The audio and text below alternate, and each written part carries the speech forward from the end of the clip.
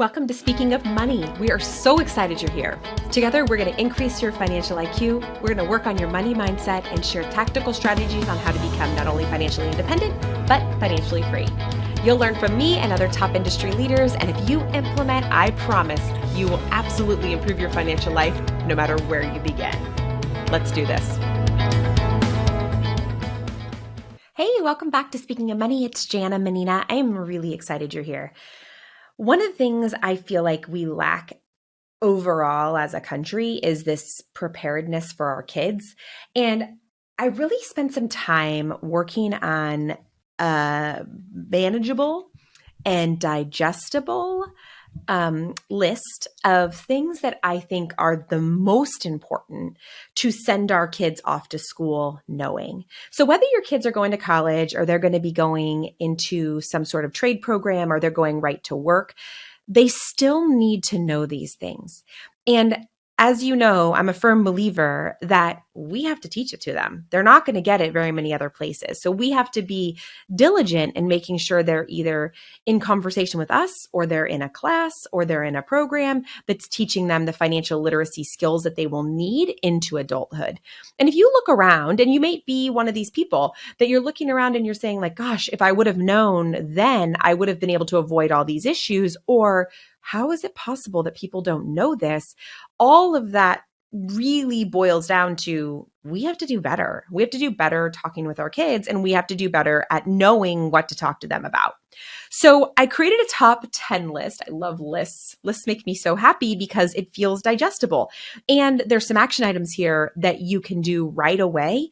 So if you're on the precipice of sending your kids to school really soon, that's okay. They don't have to be scholars in this topic. They have to have it in their awareness, and you have to be committed to keeping it in their awareness and really, really managing these things well, not just here's a little bit of information and then let it go. It has to be something that you are diligent about. So without further ado, let's go with our top 10. So the first thing is we need to teach our kids how to keep their finances organized. This gets harder and harder as we get older, as you probably know. So the first thing you need to teach them is how to keep their finances organized. We know as adults that this gets harder and harder over time because the more places we bank, the more accounts we have, the more bills we have, the more things we have to keep up with. It's really imperative to teach this early on because otherwise things get lost in the shuffle and they don't get paid on time. And as we've talked about before, that ultimately can ruin your credit. So we are trying to keep kids in a space of being in control, knowing what's coming in and out, making sure they don't incur unnecessary costs, and also that they build and maintain great credit for their lifetime.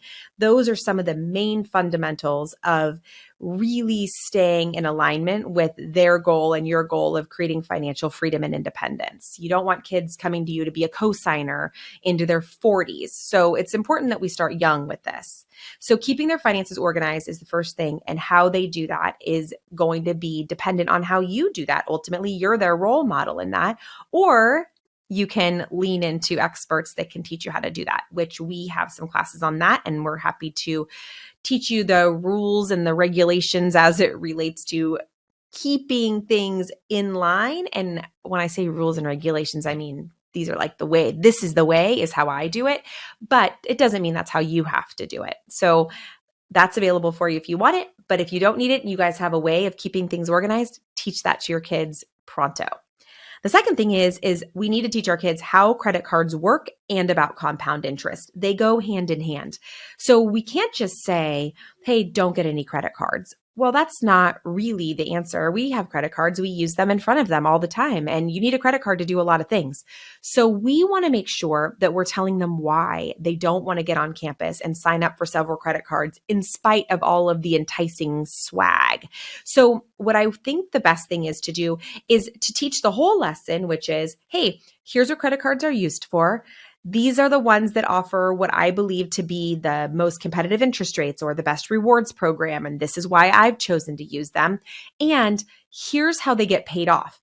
We need to pay our cards off monthly, Because if we don't, and then we need to do math with them. So you could start with something like $100 and say, okay, $100 at 17% interest equals this. So if you only pay the minimum payment, now your new balance isn't $100. Now it's $111, and how that will continue to grow by only paying minimum payments. This is always a really big lesson in our classes, and it really is exciting for them because not only is it being brought into their awareness, it's also like, oh, light bulbs are going off. They're like, wait, what? Wait, what? It's so mind blowing that it's possible for this to even be a thing. So we got to tell them about it, let them know how it happens, why it happens, and how to avoid it. And giving the kids those tools before they get to school is a great thing to do. So the third thing is what is a credit score and why does it matter? Most kids don't know. And ultimately, they know they probably should have good credit because they've heard that, usually on an ad of some sort, like with your good credit, you can get 2.999% interest. So we want to make sure that they understand what is credit, what factors are the major role players in determining or affecting your credit score. Why does that matter? And what is your credit score used for? So you might give another example like this.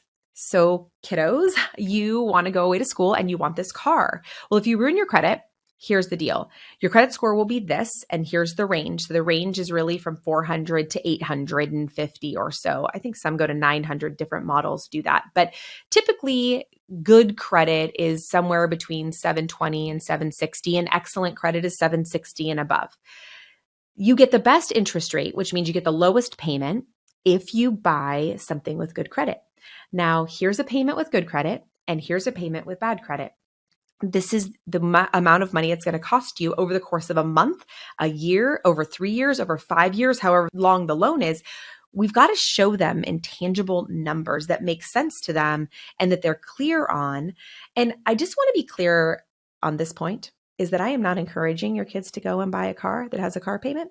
I'm just saying that they need to understand about how credit scores work so that when they do want to go buy something like a house, make an investment in something that requires them to borrow money, get an apartment, any of these other things that come up where credit scores are required, even getting a cell phone, we want them to be aware because someday in their life, they're going to want to borrow money and they're going to want to have good credit. And the reason is because the lower risk they are to a lender. So if we can bring that into their awareness early on and teach this in baby steps, this is a great thing that will really be in the back of their mind. Oh yeah, I don't want to mess this up. I want to make sure that I keep this in line. This is important to me and here's why. We've got to give them a reason to believe that. The fourth thing that we must do is to create a budget. And the word budget is so unsexy and so boring, but it's a budget. And we've got to teach them how to properly do this. So I like to think of budgets as a live working document. We don't make a budget one time. And this is where people really fall off the rails, adults as well. Okay. So this might help you too.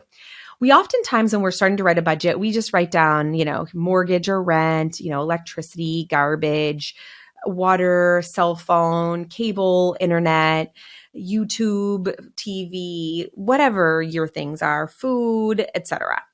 But we all know that list is really not a complete list. We forget things. We forget birthday gifts. We forget haircuts. We forget, paying a gardener maybe, or we forget going to the movies or a date night or babysitting or whatever those things look like for your family. We don't always make this all-inclusive list. But if you were to study your spending over the course of 3 to 6 months, you would see really kind of quickly where your money actually goes. So if we introduce this concept of budgeting to our kids and giving all of our money a job, if you will, whether that job is paying rent or whether that job is going into a savings account, if we can account for all of our money and help them account for theirs, we've just given them the most amazing tool. Because when it comes down to keeping things relative, they have a space of understanding. Here's an example for you. If your kids say, hey, I'm going to go to this concert, and the tickets are $180. Well, okay, $180 could be a lot or it could be a little. If you are giving your kids, if they just say they're not working, their first year of college, or you've decided they're not going to work, you're giving them $1,000 a month, $180, I mean, it's still a 20%-ish of what they're getting, but it's relative to what they're getting. If they're getting $500 a month, it's almost half of what they're getting. And so when they don't have anything to relate their money to, and if their money is just kind of free out in the world and they don't know where it's going to be going, then $180 doesn't matter either way, because as far as they know, they've got $500 in their checking account and 180 of it's available at this moment, and we're good. But check it out. If they're getting $500 a month, maybe that $500 is to pay their cell phone bill and to pay their car insurance and to pay for their entertainment and to pay for food, right? So we have to teach them how to earmark their money, how to divide that up so they know that if their entertainment budget is $200 and they're about to spend $180, that's almost 100% of it for the month. So they can make that decision based on that. But without that kind of relativity, they don't have perspective on their spending. So I love this website or this app. You can use it either way, called Mint. The reason I like it is because you can manage multiple accounts and you can pay your bills through there. I really like streamlining things. I like to keep things in one place. It makes it a lot easier. So a lot of people will go into their bank and do online bill pay, but they're not really budgeting through their bank, and Mint lets you do both. So I like it. I think it's a good tool. It's worth getting to know. I mean, even for you, but it's worth teaching them how to know more about it. And it's also a good conversation starter for you and for them so that you can really start getting into the ins and outs of what's required to keep good financial strength over time so they can become financially free and independent. The fifth thing is something I think we all struggle with, and myself included. I just audited my own stuff the other day. So I call this step auditing subscriptions. And what I mean is things that automatically are coming out that we don't even know are coming out. And they come as $2.99, $3.99, $9.99. Every now and again, you'll get a big one and you'll be like, what in the heck is that? But usually we don't even notice. Well, kids don't have a lot of money typically in their accounts. And so those things really add up. I just went through my own stuff last month or the month before. Hopefully my husband's not listening to this. It was really kind of embarrassing. Here I am teaching financial literacy. Here I am like screaming from the mountaintops, you need to be in awareness about your money. And here I am paying $93 a month for, I don't even know how long, in crap, in little tiny things that I didn't even know were there, including like some games that my kids had signed up for. I didn't even know about it. And some subscription I signed up for like a camera editing app, forgot about it. You know, all of those little things that you sign up for a free 7-day trial. Well, now they start hitting your account. If you're not paying attention, you don't see it. So it's important to audit your subscriptions. You can do this via Mint. You can also do this on your phone if there's apps and whatnot. But when you start getting into like what you pay for Apple Music, and some people pay for Pandora and Spotify and Amazon Music and they really add up. So you can watch TV and listen to music. So we can work on how to consolidate those to still get a great user experience and also to not waste a bunch of money. So with a lot of overage. So that's a really important thing to do. And the more often that we audit them or that they audit their subscriptions, the less difficult it is to untangle the whole thing. So I just spent like hours untangling all that. I don't even know what those expenses were. And it took me forever to unsubscribe. So the more often, the better. Number 6 is, again, this comes with a lot of communication, is teaching our kids how much things cost. And the only way they're going to know how much things cost for real, like real life things, is by having conversations with you and having it brought into their awareness. Here's an example for you. I'm at Costco. My kids are throwing stuff in the cart. I don't really care because it's going into their lunches or whatever. And I'm not overly worried about what I'm spending at Costco all the time because I'm usually below my budget. I overestimate for our food costs and our budget, but kids are putting stuff in there. I could let my kids leave and go to the food court while I'm checking out or I can have them stand there and see what they cost, right? So for 2 packages of Zoas or whatever they are, that's $25. They're like, wait, what? We only need one. For these protein bars or these protein drinks or that bag of chips or that extra shirt and that extra thing for the bedroom, whatever they are, those things add up, and bringing that into their awareness, not as a way of shaming them or making them feel bad for getting it or wanting it or asking for it, but simply to say, hey, guess what? This is what these extra items cost. I know you really wanted to get the gift cards because you're saving $20, but regardless, it's still $79.99. That's still a lot of money. So without bringing those facts into everyday conversation, they don't know how much milk costs or a package of turkey or their drinks that they like or all the little things. They just don't know. So having those conversations is imperative because it helps them to gauge again and give them perspective and give things a relative meaning with what they have and what things will cost them so they can think of things in a better way and plan accordingly. So number 7 is something that I'm really, really passionate about. So people often say, oh, when things get back to normal, and it drives me insane for so many reasons. But this idea of things getting back to normal or this state of normal being speed bump free is nonsense. The reality is that normal is a million things happening that you weren't expecting. Surprise here, surprise there, whatever they are. And that's real life normal living. A smooth week with nothing unexpected and certainly no unexpected expenses is not normal. It's an anomaly and it is beautiful, but it doesn't happen very often.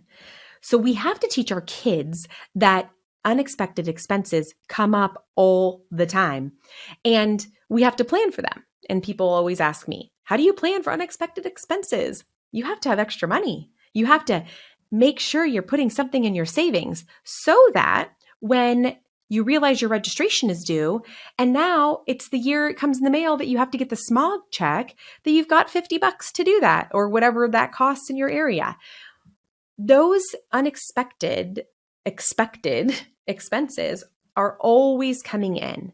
So when we're doing a budget, when we're teaching our kids how to write a live working budget, when we are talking to our kids about how much things cost, we have to take into account all of these little things that are so aggravating, like filing your tax returns has a fee. Whatever the thing is, we must make sure that they know that these unexpected expenses are coming and we have to allocate money for them. Will things come up that we haven't allocated enough for? Absolutely. Cars will break down and they don't have $2,500 for a transmission. Most adults don't have that. That's going to happen.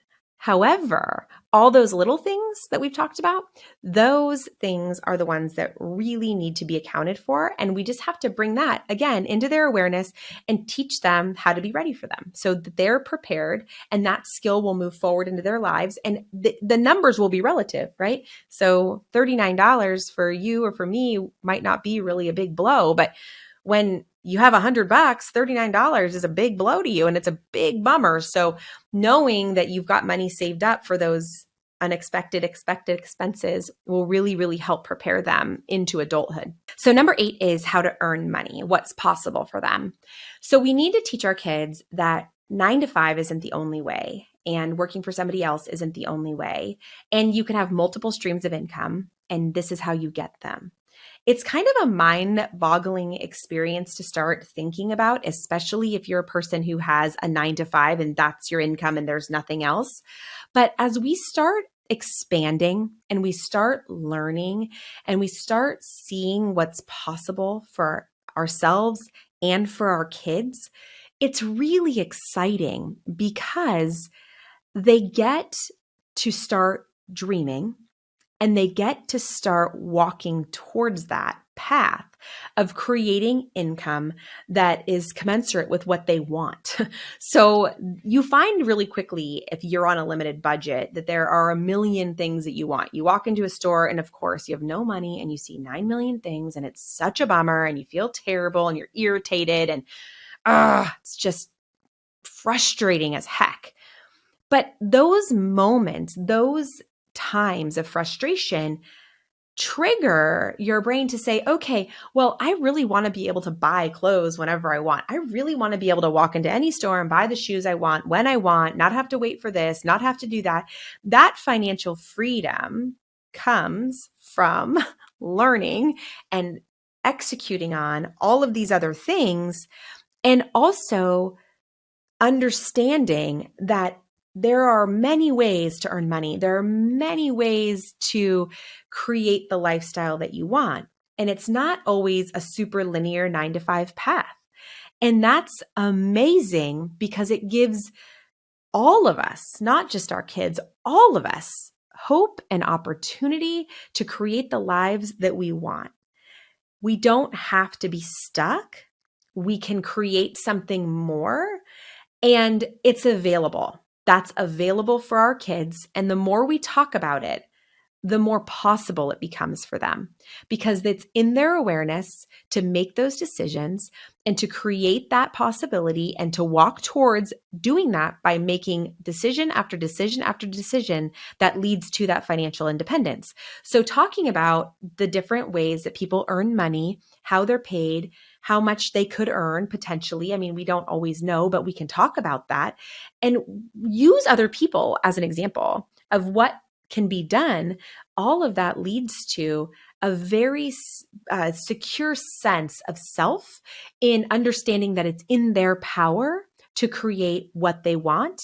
And once they realize what the options are, I can get money from rental income. I can get money from dividends. I can get money from bonds. I can get money from my job. I could start a side job doing this. I can get money from investing in the stock market. All of those things, when we start putting them in front of them, it's a game changer for what they are walking and working towards, even in college. So number 9, what to expect psychologically. This is a very, very big topic that most of us are not prepared to handle or deal with because no one ever taught it to us. I'll say it a million times till I'm blue in the face. When you never learn something, when it's never in your awareness, when you never have an introduction to a concept, you feel a certain way about things. So one of the things that we talk about a lot here in my area is about keeping up. How do you keep up? My neighbor just got a Mercedes. I need a Mercedes. My neighbor just did this. I needed that. My friend just did this. I need to do that. It's an impossible game to win. And all it does is destroy every bit of sense you have. And it completely obliterates your personal value system around money. We don't all have the same amount of money. That's the truth. We don't all have the same amount of money. We don't all have the same privilege. We don't all have the same poverty. We all have to go with what our stories are. And those are lessons we teach to our kids, because the idea of trying to keep up, to compare and keep up, is a losing game. And many, many, many, many people go into significant amount of debt because they want to keep up. And I can tell you that no vacation, no car, no house, no belonging will ever be worth the joy that you have lost, the peace that you will lose by buying things you cannot afford. And when we teach our kids this lesson as early as possible, we are giving them an incredible gift. If only everyone could master this. And I work on this myself all the time. I mean, I am not immune to any of this. No one is.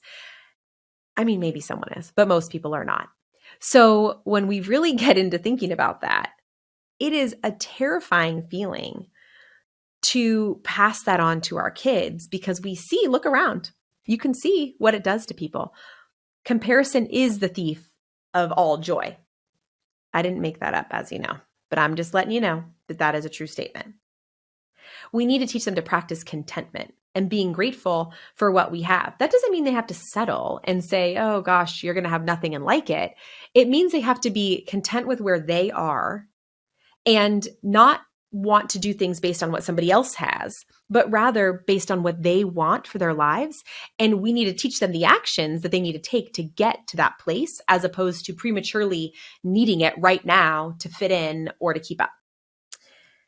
There's a misnomer that money equals happiness. And I will argue this a million times because people will say, oh my gosh, these rich people, they seem like they have it all.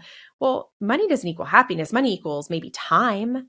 It's a pretty good one, right? Money equals time. And if your priority is time, which my priority is time, if money equals time, then great. I want to have enough money to get my time back so I can hire things out. But money in and of itself doesn't make you happy. It might buy you luxury, and that might make you happy.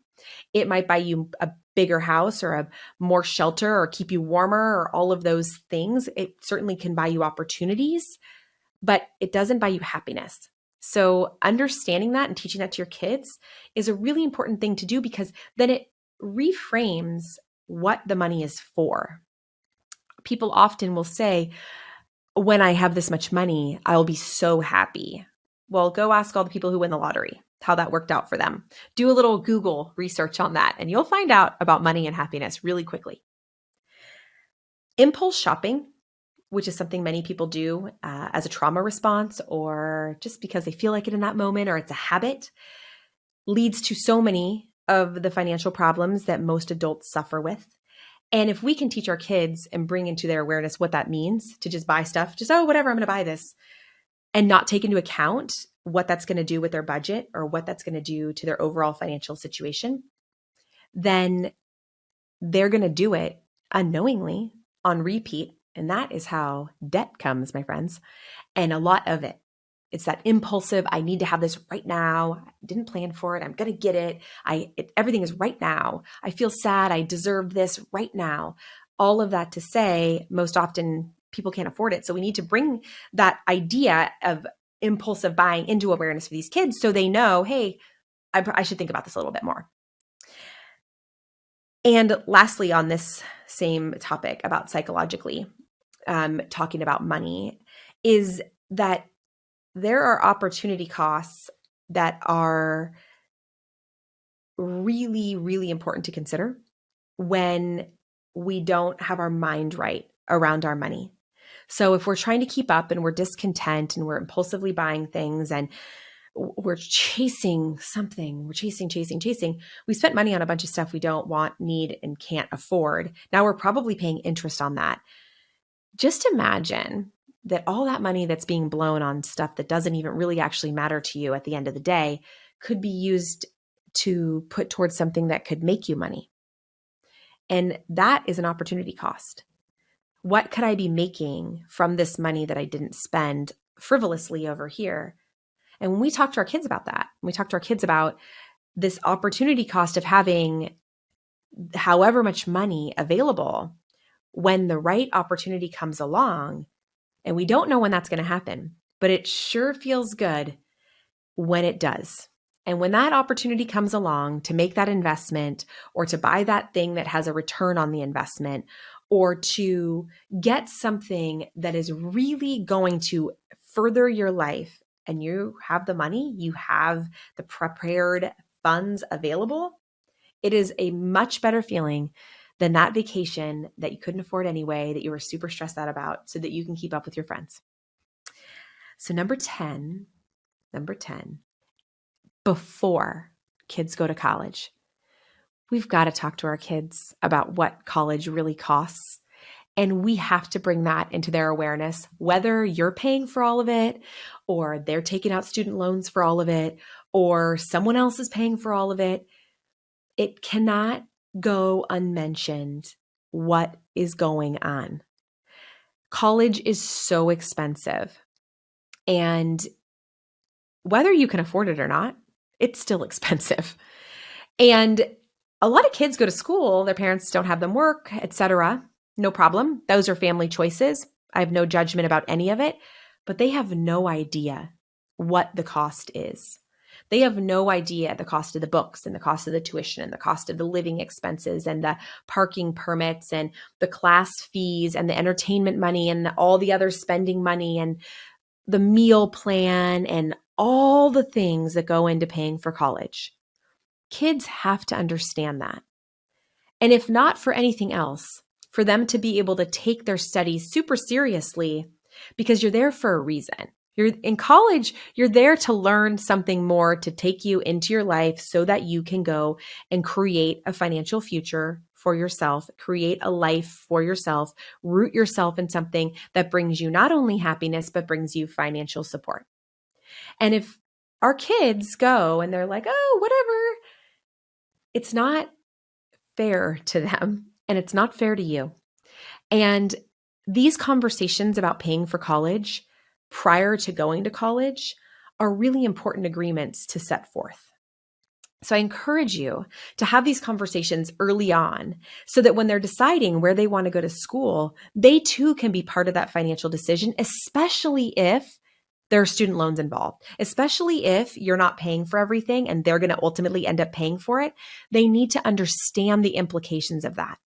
So if they're going to go and get a $400,000 bachelor's degree, they better be making a ton of money. And they better not be going into something that's low paying, because that means we have a shift and we've got an issue that needs to be remedied immediately. If you're going to go into a philanthropic, amazing job that brings you joy and fulfillment, and you're going to make $40,000 a year, you should not get a $400,000 bachelor's degree. If you are going to go into something that's super high paying and the network of graduates there influences where you will end up and your capacity to pay those loans back quickly is there, that's a different conversation. These conversations need to be had, and they need to understand how student loans work in order to make great decisions that will really set them into their adult life. Most students who are going to school and getting student loans do not understand how student loans work, and the idea of paying them over 10 years or 20 years is maddening to them. When they're adults and they're trying to buy a house, or they're trying to buy an investment property, they're trying to do something else with their money, they still have all this money going back to paying for their education. It is so expensive to pay for school that way. So considering what the options are and having those conversations before schools are chosen, before all that happens, is a really pinnacle piece and really solidifying what their financial futures are going to look like and what else could be possible by modifying potentially what that college cost is going to be. I hope that this is helpful for you guys. I know it's a big topic, but those 10 things are sure to get your kids on the right path. Any questions, as always, reach out. You can DM us or, of course, go on the website, www.speakingofmoney.net. I'm really excited you're here. I hope, again, that it helps you guys to start these conversations, bringing it into your own awareness, and hopefully it helps you get your own financial situation better and better and better over time. We are determined here to create a next generation of financially free and independent people. So if we start here, if we start with our own kids and our own families, we are sure to make a dent in this. Have a great day. Thanks.